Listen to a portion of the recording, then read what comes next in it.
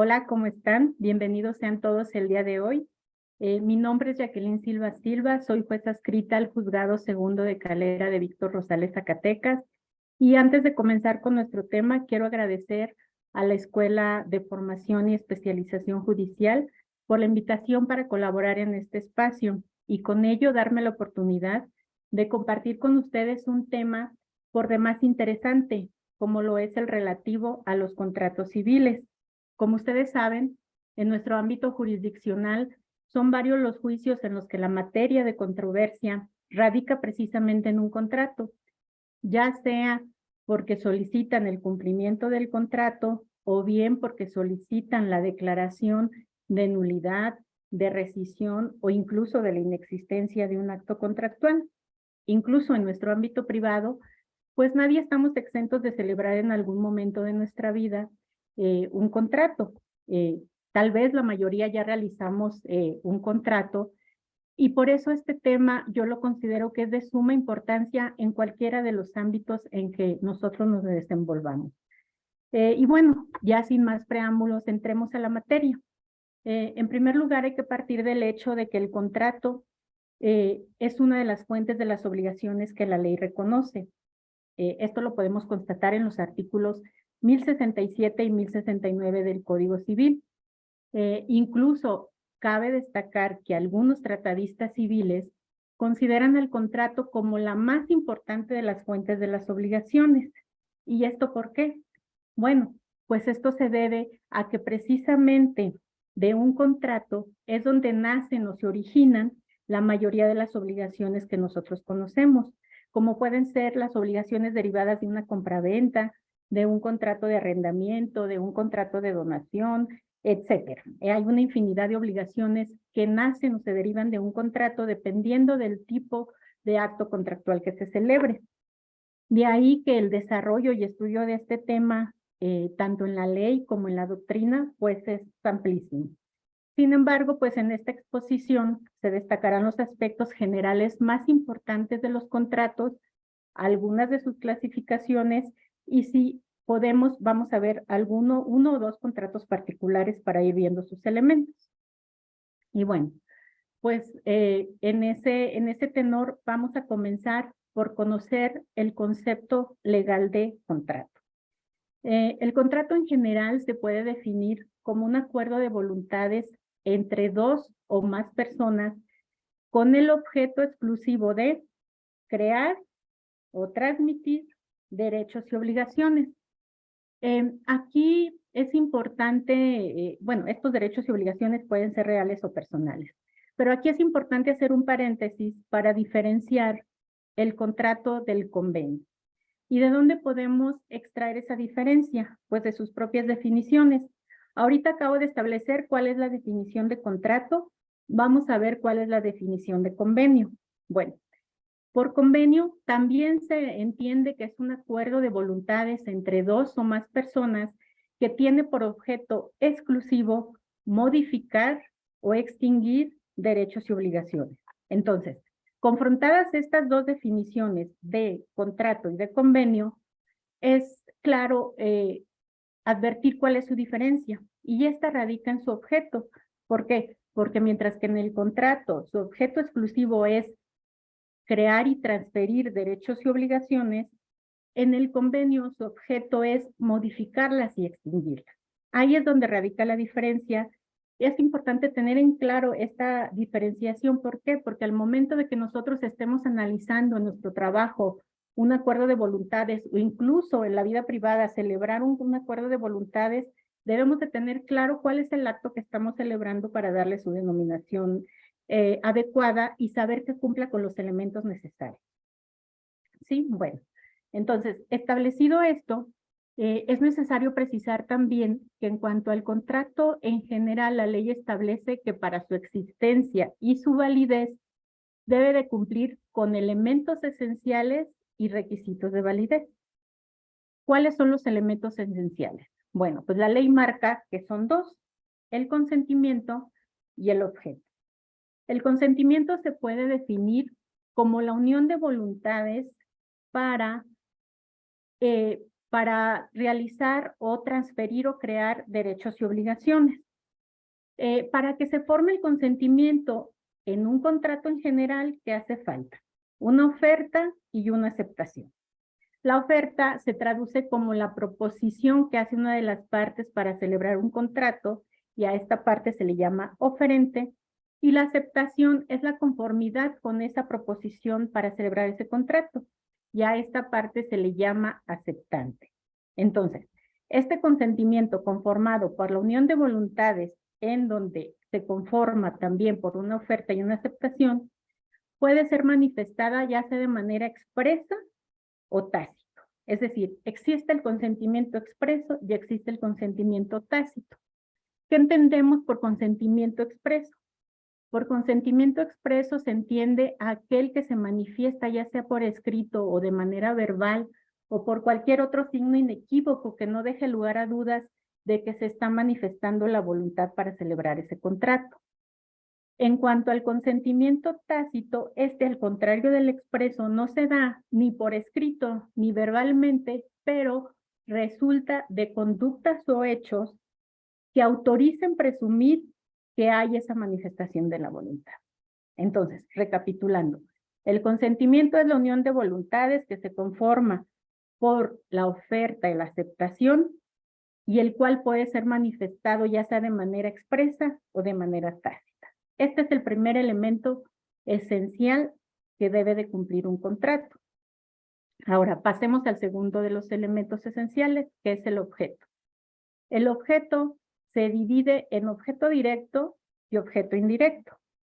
¿Cuál es el objeto directo del contrato? Bueno, pues este se traduce como la finalidad misma del contrato. ¿Cuál es? Crear o transferir derechos y obligaciones. ¿Y cuál es el objeto indirecto? El objeto indirecto se traduce en la cosa, el hecho o la abstención que vaya a ser materia del contrato. ¿Ok? Bueno, entonces, estos son los dos elementos esenciales del contrato, sin los cuales, si falta el consentimiento o no se cumple con el objeto, el contrato sería inexistente, sería la nada en la vida jurídica. Es oportuno mencionar que anteriormente también se consideraba a un elemento, se consideraba como un tercer elemento esencial para la existencia de un contrato, la solemnidad. Sin embargo, actualmente pues no se prevé en la ley un contrato propiamente que se califique o se catalogue como solemne, ya que si bien hay actos solemnes como lo es el testamento o incluso el matrimonio, no están especificados propiamente como contratos, sino como actos jurídicos. Por eso es que los únicos elementos esenciales son el objeto y el consentimiento, sin los cuales, como ya les dije, no existiría el contrato. Bueno, establecido esto, pasemos ahora a los requisitos de validez. La ley exige que para que un contrato sea válido, cuente con ciertos requisitos. ¿Cuáles son? Son 4. La capacidad en las partes, la ausencia de vicios en el consentimiento, el que el objeto, fin o motivo del contrato sean lícitos y la forma. Vamos a ver ahorita concretamente a qué se refiere cada uno de ellos. Cuando estamos hablando de la capacidad de las partes, esta se divide en capacidad de goce y capacidad de ejercicio. Vamos en primer lugar a verlo en las personas físicas. En las personas físicas, la capacidad de goce es aquella aptitud de ser titular de derechos y obligaciones. Esta se adquiere por el nacimiento y se pierde por la muerte.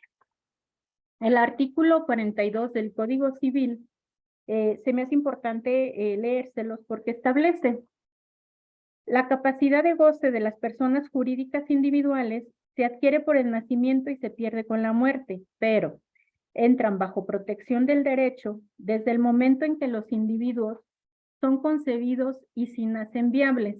También desde ese momento se les tiene por nacidos para los efectos declarados en el presente código, que estamos hablando de nuestro Código Civil.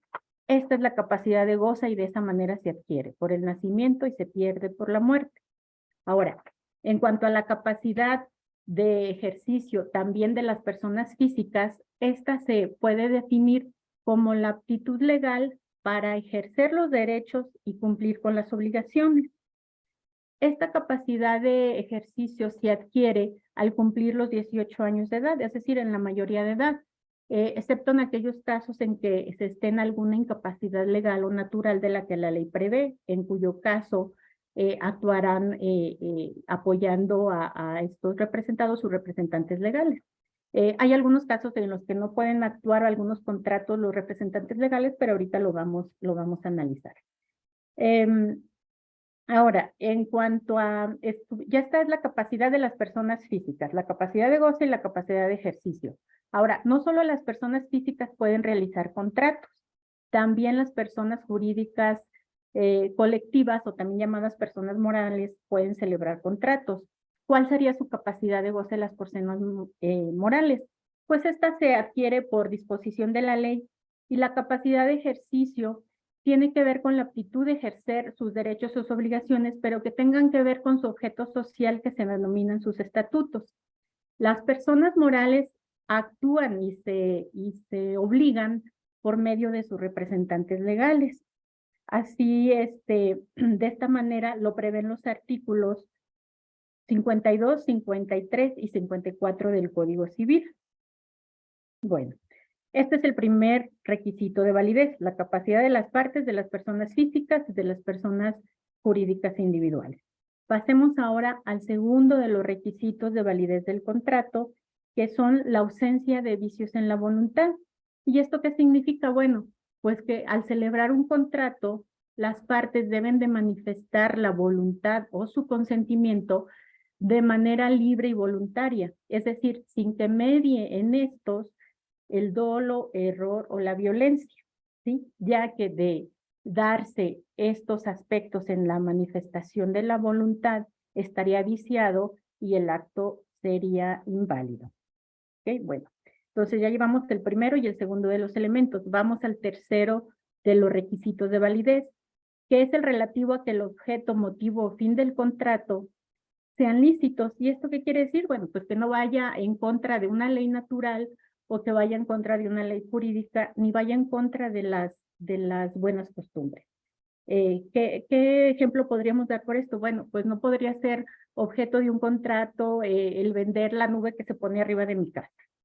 No puede ser objeto de un contrato porque sería ilícito. Yo no soy propietaria de esa nube.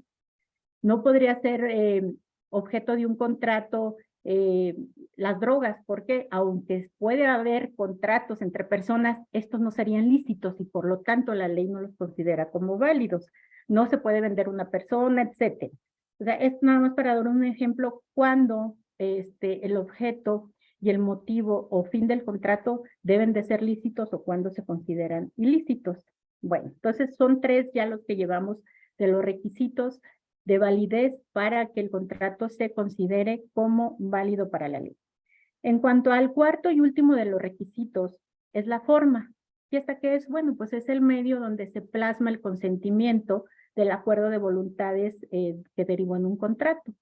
Este último requisito es exigible siempre y cuando la ley marque determinada forma para ese acto contractual.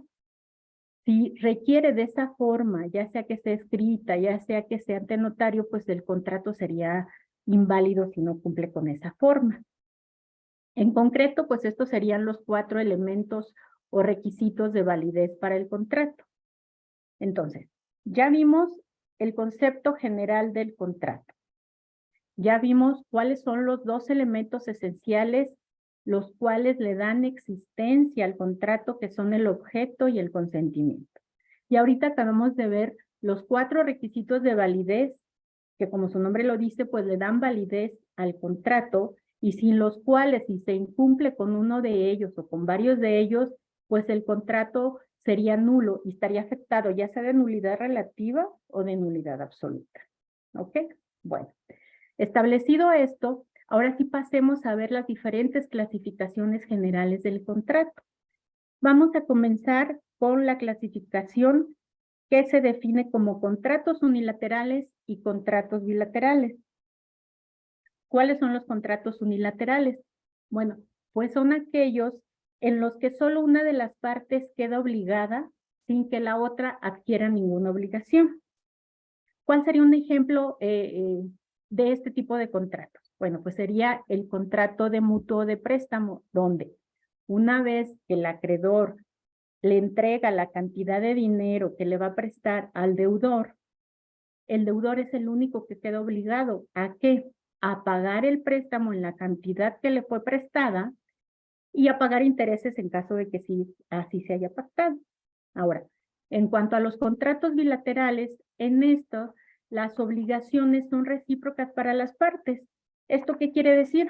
Bueno, por ejemplo, en una compraventa, el comprador se obliga a pagar un precio. Sin embargo, también el vendedor queda obligado a que una vez que le pague el precio, le entregue el bien. Es decir, ahí están evidentemente obligados ambas partes hacia el otro. Aquí cabe mencionar que no hay que confundir esta clasificación de los contratos unilaterales y bilaterales con el acto jurídico unilateral y bilateral. ¿Por qué? Porque esta clasificación de los contratos parte desde el punto de vista de las obligaciones. Es decir, es unilateral cuando una de las partes se obliga, como lo acabamos de decir, cuando solo una de las partes se obliga, y es bilateral cuando las obligaciones son mutuas, son recíprocas. Y en cambio, en el acto jurídico se habla de un acto jurídico unilateral o de un acto jurídico bilateral según el número de personas que intervienen en el acto. Si interviene una, pues es unilateral; si intervienen dos, es bilateral. Nada más hay que tener clara esta diferenciación. Otra de las clasificaciones de los contratos son los contratos onerosos o los contratos gratuitos. Los contratos onerosos es en donde los provechos y los gravámenes son recíprocos para ambas partes.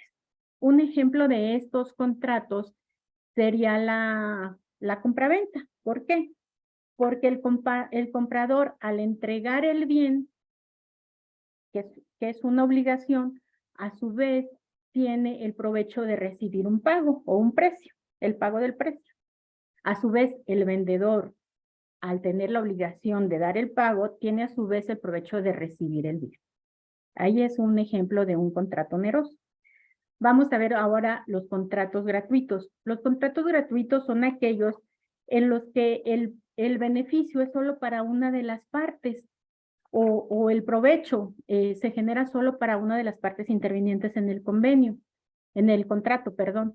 ¿Cuál sería un ejemplo de estos contratos? Pues sería la donación, en el que una persona denominada donante le transfiere la propiedad de un bien a otra persona llamada donatario, en el que solo la persona a la que se le va a transmitir el bien adquiere provecho sin que el donante adquiera ningún beneficio. Ese sería un ejemplo claro de los contratos gratuitos. Otra clasificación es los contratos conmutativos y los contratos aleatorios. En los contratos conmutativos, estos son aquellos en los que las prestaciones son ciertas en cuanto a su existencia y en cuanto a su cuantía desde el momento en que se celebra el contrato.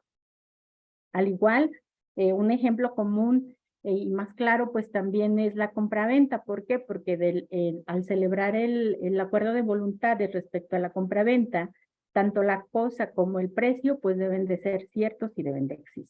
¿Ok? En cuanto a los aleatorios, en esto se desconoce de manera cierta la cuantía desde el momento de celebrar un contrato, es decir, porque estos dependen de un acontecimiento incierto o futuro. Un ejemplo de un contrato aleatorio sería la renta vitalicia. ¿Por qué? Porque en la renta vitalicia, la cuantía del contrato, que es la cantidad que se pactó como renta durante el periodo que va a durar el arrendamiento, pues es incierto, porque depende de cuánto dure ahora sí que la vitalidad del arrendatario, ¿sí? Porque hasta el momento en que el arrendatario fallezca es cuando se va a saber de manera cierta a cuánto ascendieron las prestaciones en ese contrato. Bueno, entonces, pasemos a otra de las clasificaciones de los contratos, que son los contratos principales y los contratos accesorios. Los contratos principales, pues son aquellos que, como su nombre lo dice, pues no dependen para su existencia de ningún otro contrato, son autónomos. En estos caben la mayoría de los contratos que nosotros conocemos, como son la compraventa, el arrendamiento, la donación, la permuta, el mutuo préstamo, etcétera. Y en cuanto a los contratos accesorios, estos sí dependen de la existencia de otro contrato para existir. Un ejemplo de estos contratos podría ser la hipoteca, la fianza, la prenda, en los que tienen por objeto garantizar la obligación principal que se genera de un contrato principal. ¿Ok? Entonces, estos son los contratos principales y los contratos accesorios. Ahora pasemos a la otra clasificación que tiene que ver con los contratos instantáneos y con los contratos de tracto sucesivo. En los contratos instantáneos es cuando las prestaciones se cumplen inmediatamente en la celebración del contrato, es decir, producen sus efectos en un solo acto. Un ejemplo de este tipo de contrato sería la compraventa al contado, en donde el precio y la cosa se entregan en un mismo momento y queda consumado el contrato. Ahora, en los contratos de tracto sucesivo son aquellos cuya vigencia tienen una cierta duración, es decir, producen sus efectos a través del tiempo.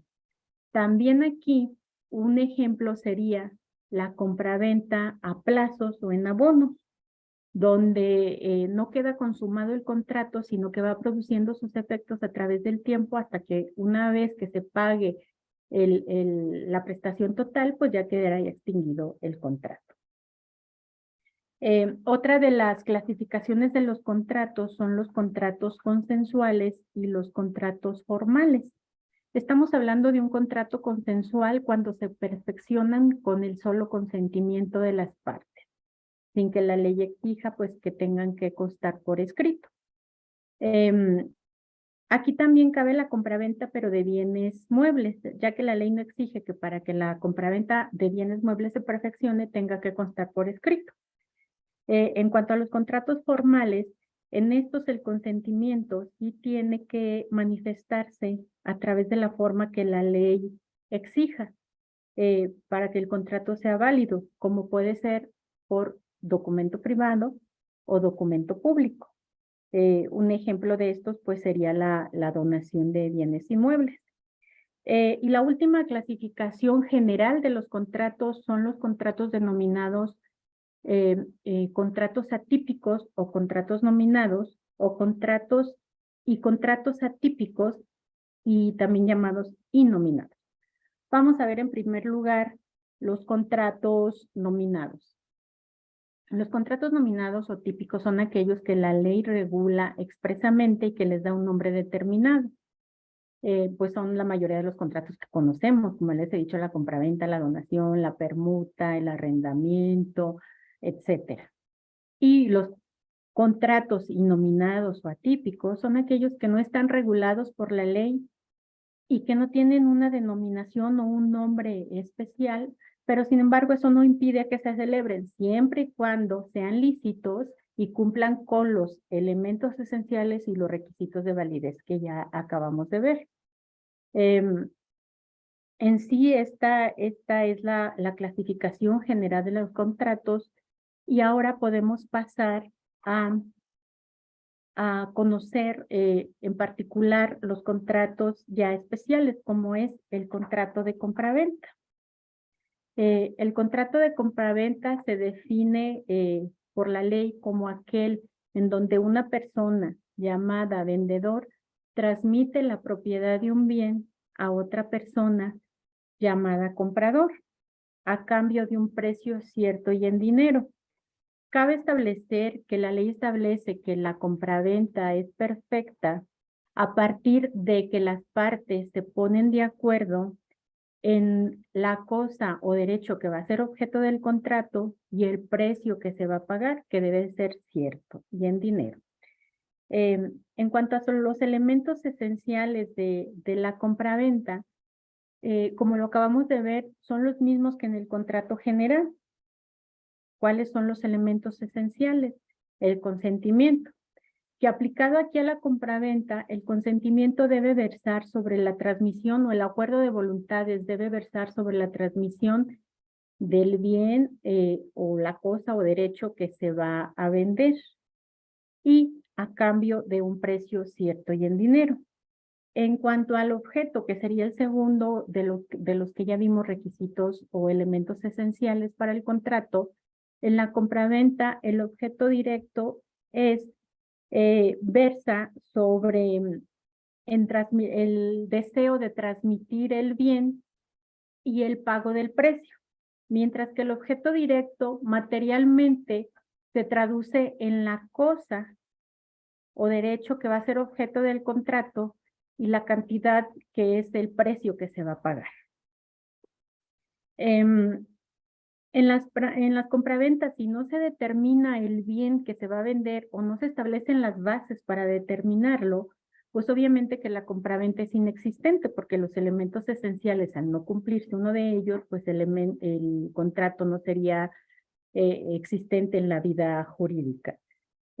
Vamos a pasar ahora a los requisitos de validez, pero ya aplicados a la compraventa. En cuanto a la capacidad de las partes, esta capacidad de las partes pues debe de cumplir con la general que ya vimos, según corresponda a persona física o persona moral, pero también deben de tener la capacidad especial para enajenar. Ahora, en cuanto al segundo requisito de validez del contrato de compraventa, como ya lo vimos, pues es la ausencia de vicios en el consentimiento, que tiene que ver que al manifestarse la oferta para vender un bien o la aceptación para comprarlo, pues esta debe de ser voluntaria y libre, es decir, sin que medie en ese consentimiento el error, el dolo, la violencia, ya que de existir este tipo de vicios en la voluntad, pues acarrearía la nulidad del contrato. En cuanto a que el objeto y motivo y fin del contrato sean lícito, como lo vimos hace un momento, pues debe de ser, no debe ser contrario a las leyes naturales ni a las leyes jurídicas, y tampoco debe contravenir las buenas costumbres. Como ya dijimos, pues no se pueden vender cosas que estén fuera del comercio, cosas que sean ilegales, porque entonces no cumpliría el contrato con ese requisito de validez y sería ilícito. En cuanto a la forma, en el contrato de compraventa para los bienes muebles, la ley no exige que se cumpla con determinada forma, sino que basta que las partes se pongan de acuerdo en la cosa y el precio que se va a vender para que ese contrato se perfeccione. Sin embargo, en los contratos de compraventa sobre bienes inmuebles, la ley sí prevé que deben de revestir la forma escrita, ya sea en documento privado o en documento público. Si es en escritura pública, esto depende de la cuantía de la compraventa. ¿Por qué? Porque nuestro Código Civil establece un valor donde a partir de ese valor del inmueble, necesariamente el contrato debe constar en escritura pública. Si no es así, pues el contrato sería inválido. Incluso hay una acción, hablando procesalmente, para darle esa validez al contrato de elevarlo a categoría de escritura pública que se llama proforma, la cual las partes, cuando alguna de ellas no quiere acudir voluntariamente al notario, aun cuando ya se realizó un contrato por escrito de manera privada, ya es necesario elevarlo a categoría pública y se niega a hacerlo, pues entonces está la acción pro forma para que se pueda, por medio de un juicio, obligarlo a que se le dé esa forma.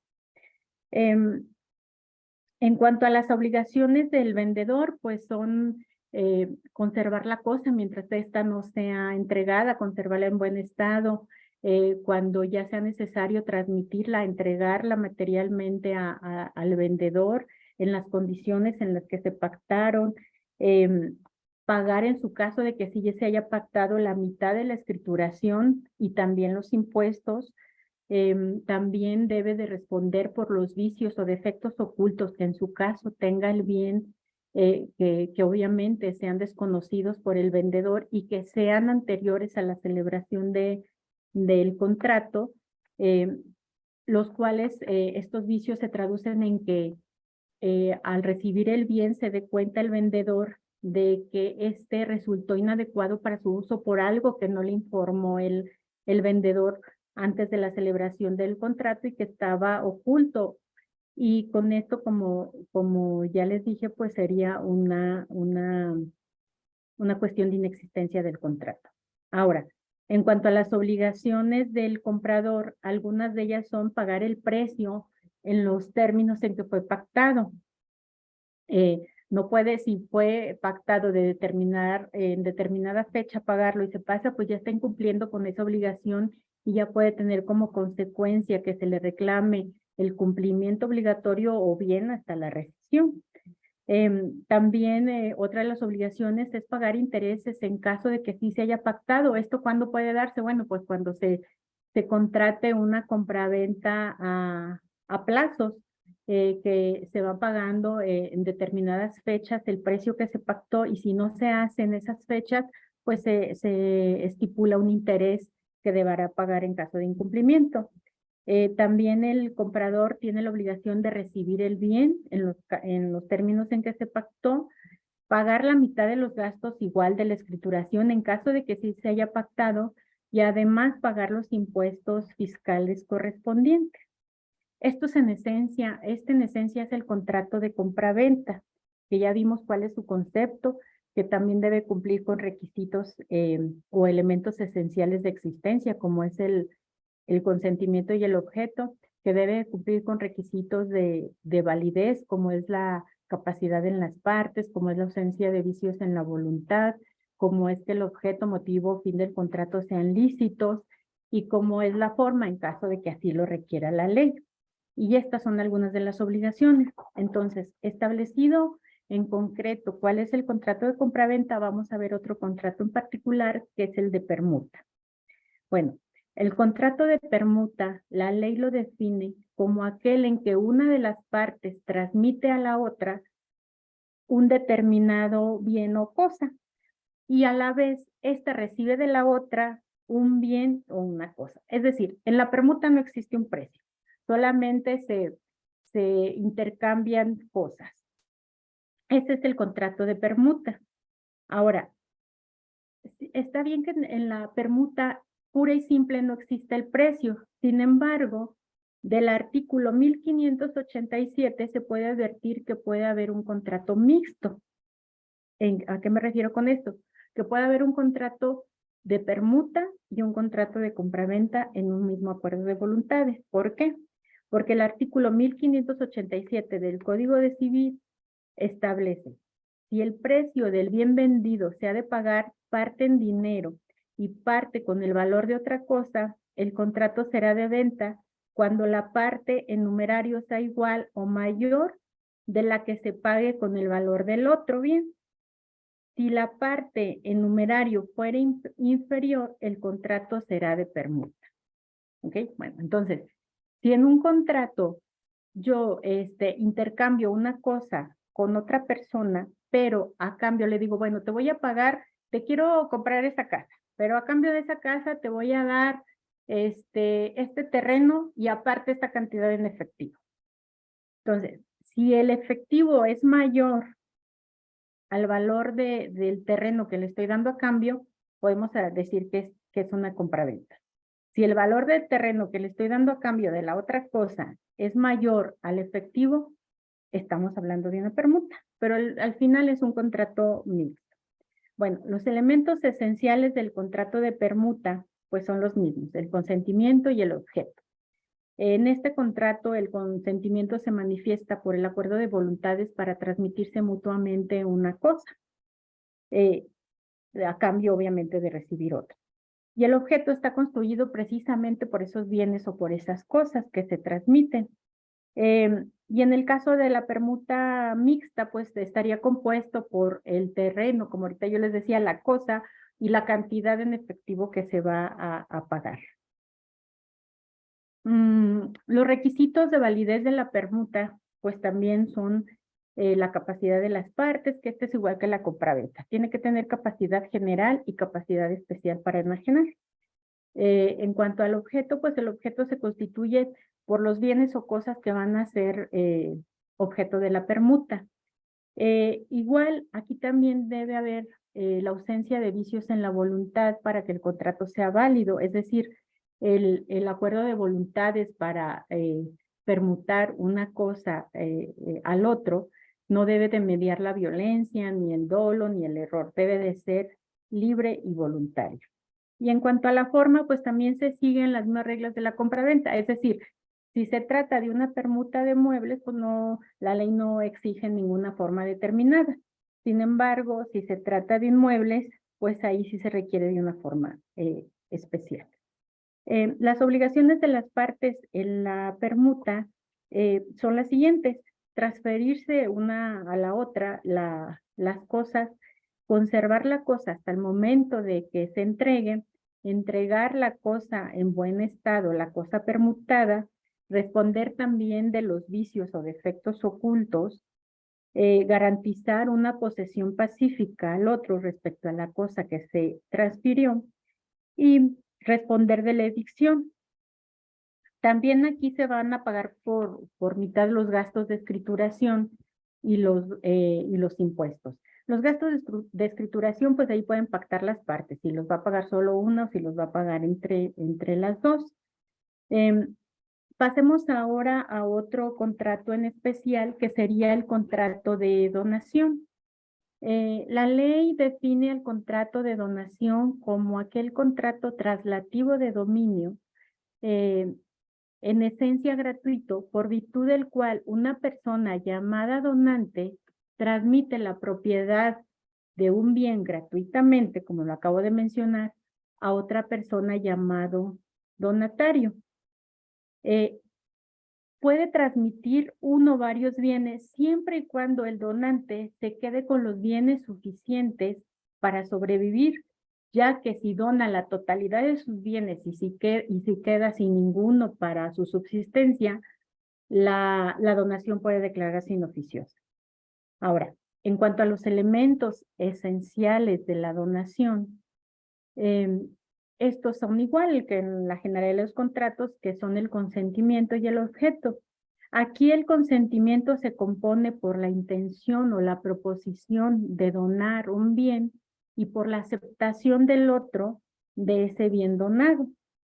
El objeto, pues obviamente se constituye únicamente por el bien donado, porque pues al ser un contrato gratuito no existe un precio.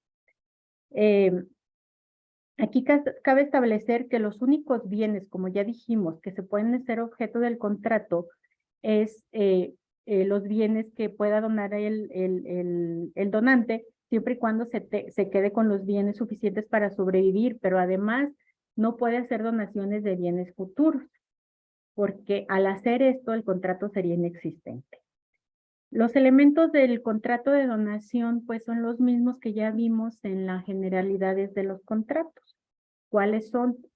Pues la capacidad de las partes. Aquí en la capacidad de las partes cabe hacer una aclaración.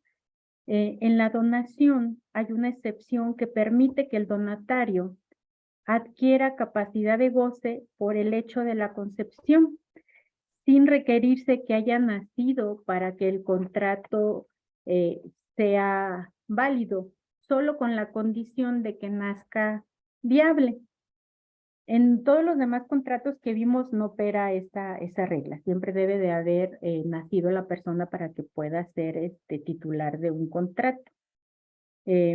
Entonces, también aquí, en cuanto a la capacidad de las partes, hay una excepción. Es decir, yo les decía en los aspectos generales que la capacidad de las partes en las personas físicas que tiene que ver con la capacidad de ejercicio se adquiere con la mayoría de edad, siempre y cuando no se encuentren en alguna supuesto de incapacidad legal o natural que la ley prevé. ¿Cuáles son estas incapacidades? Bueno, la minoría de edad es una incapacidad natural, y quienes representan a los menores pues son quienes ejercen su patria potestad, que son sus papás, o bien en otros casos se les llama tutores cuando se requieren para otros actos.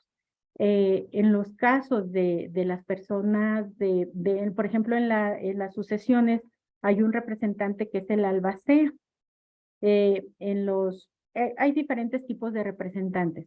Entonces, por disposición de la ley, ningún representante, ya sea derivado de la patria potestad, ya sea de la tutela, ya sea de quiebras, ya sea de sucesiones, no puede hacer donaciones a nombre de su representante. Hay que tener muy en cuenta estas excepciones. En cuanto a la forma, pues igual puede ser un contrato verbal si se trata de donaciones de inmuebles y puede ser y debe ser por escrito si se trata de donaciones de bienes inmuebles.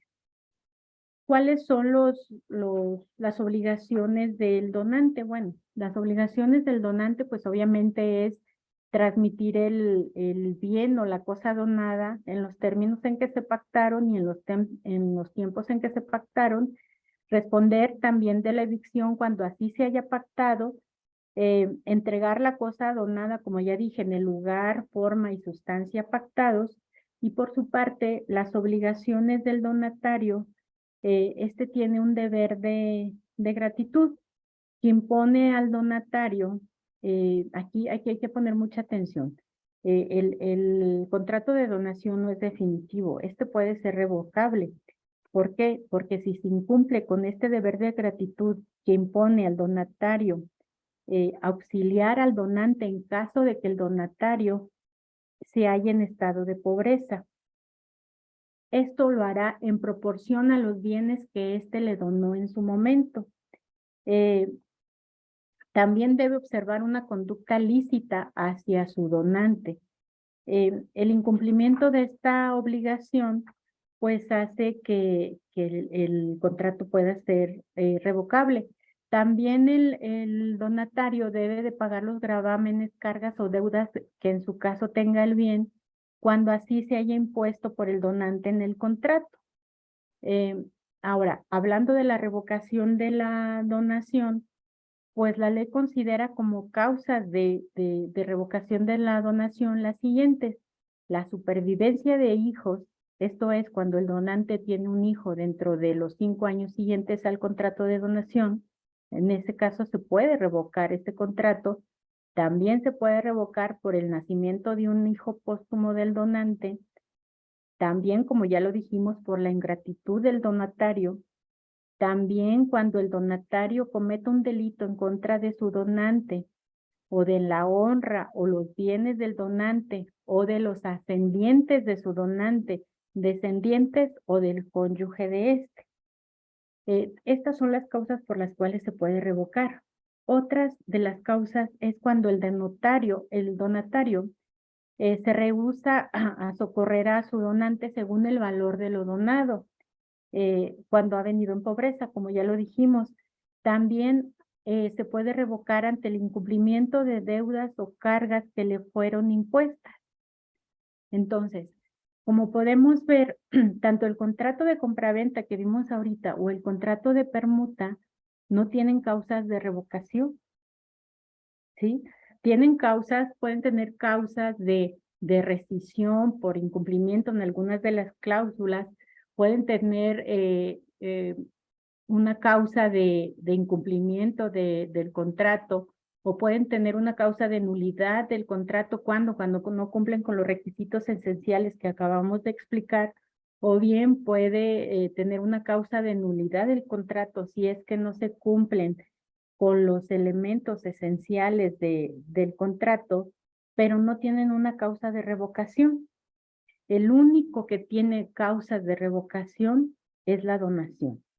Y estas son por las cuestiones de que una persona transmite gratuitamente a otra un bien, por lo cual requiere también de cierta consideración por parte del donatario, pero esta siempre debe de medirse en relación al patrimonio que le fue donado. Como ya dijimos, también el donante no puede donar la mayoría de sus bienes, sino que debe dejar unos cuantos para que su subsistencia, porque también ahí acarrearía la nulidad del contrato. Pues bueno, pues en esencia son solo algunos de los contratos contemplados por la ley. Recapitulando, vimos la importancia del tema de los contratos, que esta es una de las fuentes de las obligaciones que los tratadistas la consideran como la más importante porque precisamente de los contratos es donde se deriva la mayoría de las obligaciones. Además, vimos cuál es el concepto de contrato, cuál es su objeto y cuál es la diferencia con el convenio. Vimos sus clasificaciones generales, como fueron los contratos unilaterales, los contratos bilaterales, los contratos gratuitos, los contratos onerosos, los contratos conmutativos, los contratos aleatorios, los principales, los accesorios, los contratos formales, los contratos consensuales, los contratos reales, que forman parte de las generalidades del contrato. Y vimos estos tres contratos en particular, que fueron el contrato de compraventa, el contrato de permuta y el contrato de donación. Existen otros más contratos particulares señalados por nuestro código, como son el del arrendamiento, como son el del comodato, como es el del préstamo, el mutuo, que también deben de cumplir estos requisitos de validez y los elementos esenciales. ¿Para qué? Para que tengan una existencia en la vida jurídica y puedan ser válidos, puedan ser obligatorios. Espero que esta exposición les haya dejado a ustedes el interés para seguir investigando, seguir estudiando sobre los contratos, porque como les dije al inicio, en nuestra labor jurisdiccional son varios los procedimientos en los que la materia de controversia radica precisamente en el cumplimiento de un contrato, en la rescisión de un contrato, en la revocación de una donación, en la nulidad de otro acto contractual. Y en nuestra vida cotidiana, pues también debemos de saber las generalidades y los requisitos legales que debe de cumplir un contrato para el momento de celebrarlo en los términos legales y que cumpla con todas las exigencias legales para que pueda tener existencia y validez jurídica. Pues bueno, con esto terminamos la clase del día de hoy. Voy a dejar un material aquí en la Escuela de Especialización y Formación Judicial para que pueda ser materia de estudio, ya que les harán un examen respecto a esta materia. Y pues sin más por el momento, agradezco la atención que me han prestado el día de hoy y pues muchas gracias.